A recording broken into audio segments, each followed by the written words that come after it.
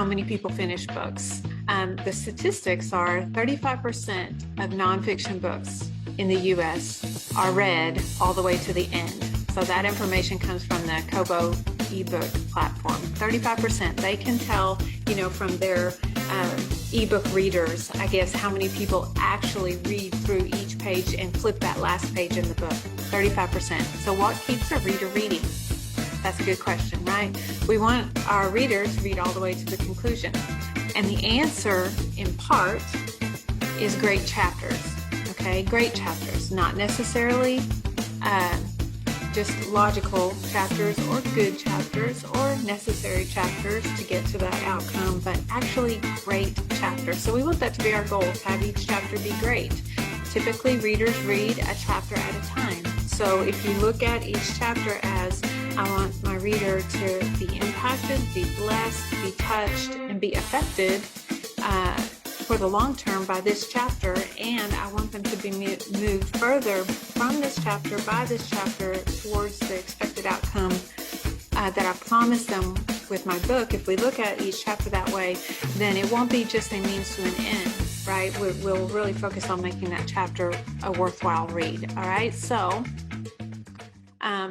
let's make that our personal challenge, right? To make each chapter a masterpiece. All right. Each chapter is a key. As we talked about last week, it's an important milestone for getting your reader where you're taking them. So we want to make each chapter potent and clear with a precise takeaway. Okay. Sorry. Okay. So here are the 7 basic parts of a great chapter. And we're going to cover each one in a little bit more detail, okay?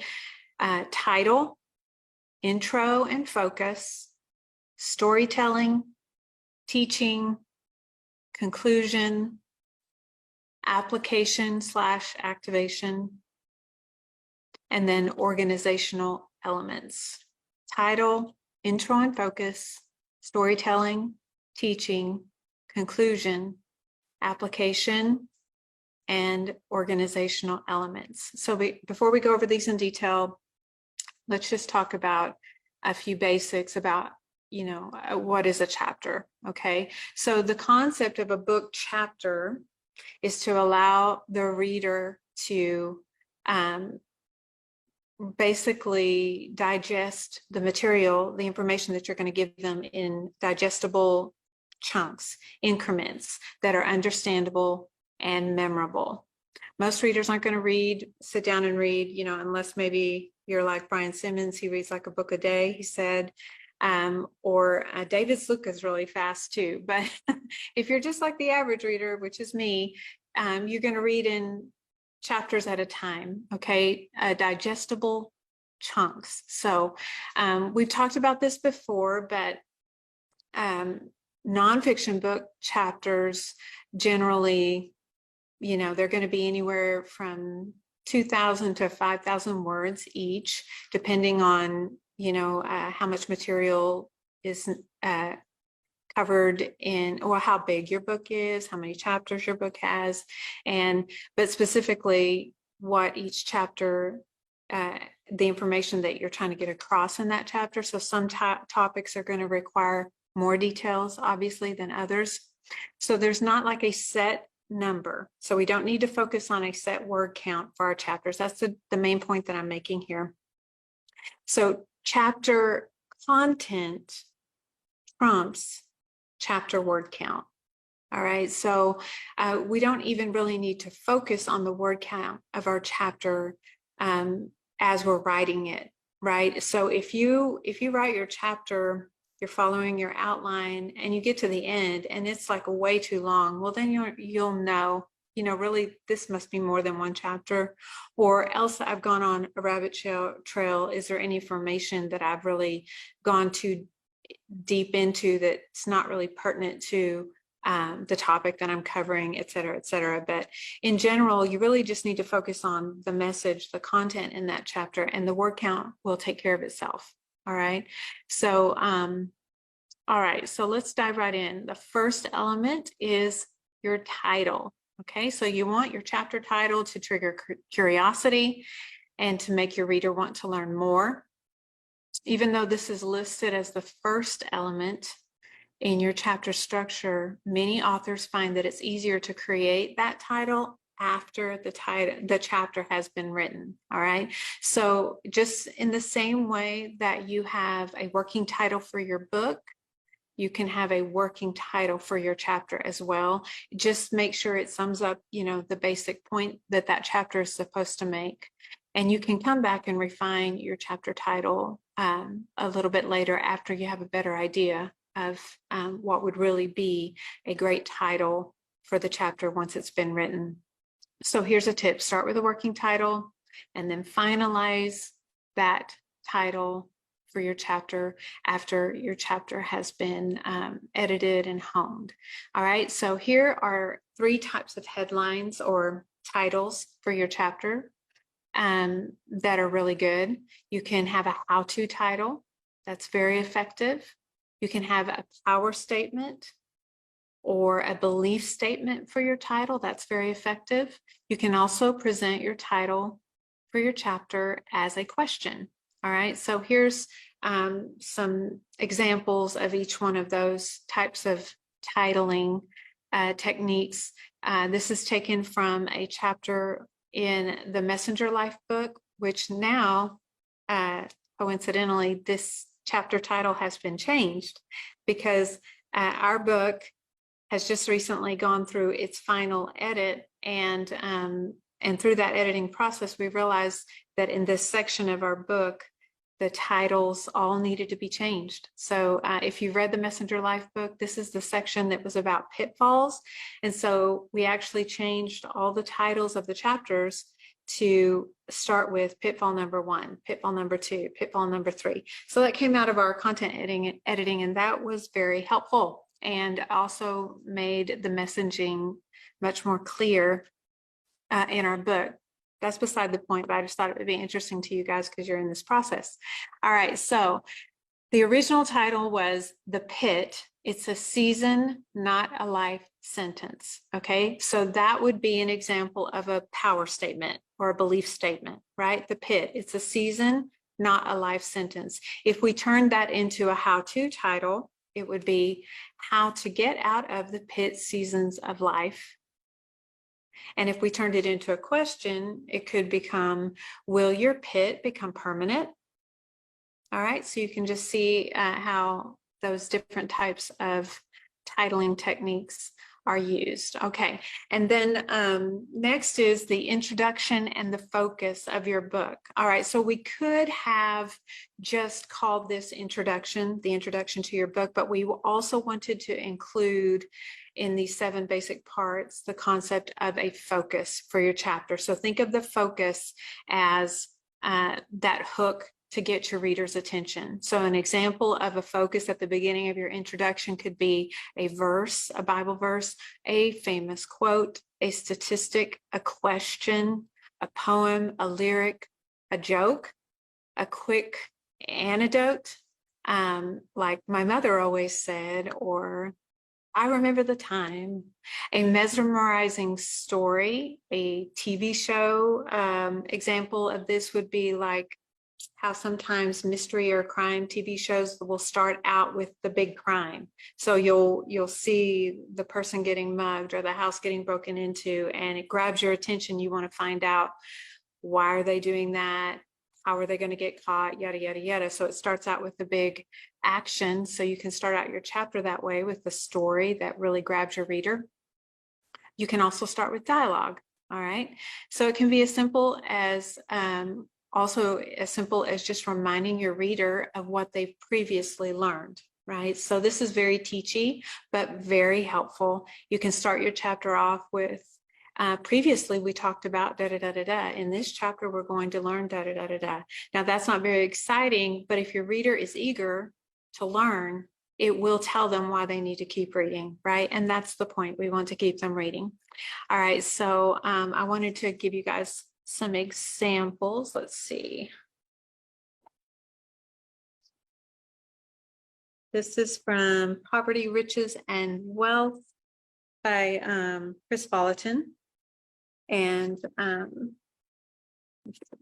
chapter 1. This is how he begins. In July 2016, I was invited to meet Pope Francis with a small group of pastors at the Vatican in Rome. I was rocked by the invitation.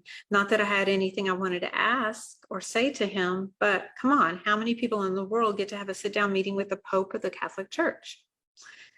I was excited and a little nervous. The day before I left, I lay awake most of the night envisioning what it was going to be like meeting the Pope. I wanted to make a good impression on him. After all, I was a Protestant pastor and he was a Catholic Pope.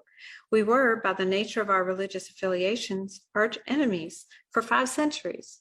All right, so he goes on from there. And the title of this chapter is The Net Worth of Jesus. So did that grab your attention? Do you want to hear more about Chris Folleton's meeting with the Pope and what it has to do with Jesus's net worth? All right, so that's the power of story. He starts out with an antidote, just a quick antidote to capture the reader's attention. And then the next example I wanted to share with you guys was from chapter 12. Let me get to it, sorry. We need some music playing. There we go, okay. This chapter is called The Company You Keep. And it begins with this. Somebody once said, "Show me a man's friends and I'll tell you about that man's character." We should love everybody and never neglect the poor and needy, but the people whom we allow to influence us really determine our future. All right, so this one started with a famous quote. You've heard it said, da da da da da. All right, so those are effective hooks. So here's some important do's and don'ts for your introduction. Do keep your reader's interest. Do present the problem that you're going to solve and the solution that you're going to give them. So you're going to make a promise. You're promising them something in your introduction that you are going to come through on throughout the rest of the chapter. Prompt them to read further. Don't bog down your reader. This is probably the most important part. Don't bog down the reader with details of your teaching. Okay, the introduction is not for that. That will come later. And then lastly, don't be wordy. That doesn't mean that your introduction can't be long. It can be if you're telling a story, but don't waste your reader's time, especially at the beginning of your chapter. All right. The next part. So we covered the title, the intro and focus, and next is storytelling. And I think I shared this with you guys before, but I had an experience a few years ago where I shared a chapter of the book that I was writing with a friend of mine to get some feedback. And, you know, she loves the Lord. And so she was kind of like my ideal reader, my target audience. And I just, you know how you are when you're writing, you're like, am I hitting the mark here? You know, am I going in the right direction? I felt like I was supposed to write this. Am I even on the right track? And that's when we want feedback, right, from friends.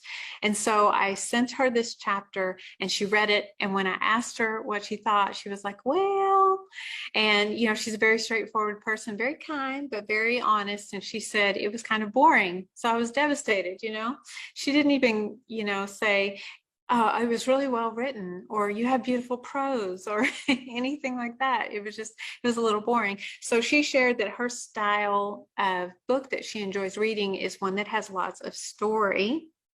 And honestly, I was like, wow, I didn't tell any stories in that entire chapter. And I don't even think I shared a Bible story, just scriptures and teachings and deep revelation, it was so amazing. But no stories to help, the medicine go down, so to speak. And so she said that she would actually, before she buys a book, she picks up the book and flips through it and looks at the stories inside the book, and she'll read a lot of the stories and then decide if she wants to read the whole book. And I thought, wow, I'm just the opposite. I go through a book and I look for the teaching content, and then I decide if I'm going to read it. Well, obviously, my way is my way, her way is her way, and neither is better than the other. We're just different. And so we have to recognize that our readers are different than we are. And storytelling is powerful. Storytelling is powerful. So just real quick, we're going to talk about why that is, and then different types of stories that you're going to want to share in your chapters. Okay. So these stories should be strong, descriptive, and they should strongly substantiate your book's core message, as well as solve the problem presented in the specific chapter that they're included in. All right. So you want to tell personal stories. All right. So obviously, sharing your own stories in your book is going to be very important because it adds credibility to your message.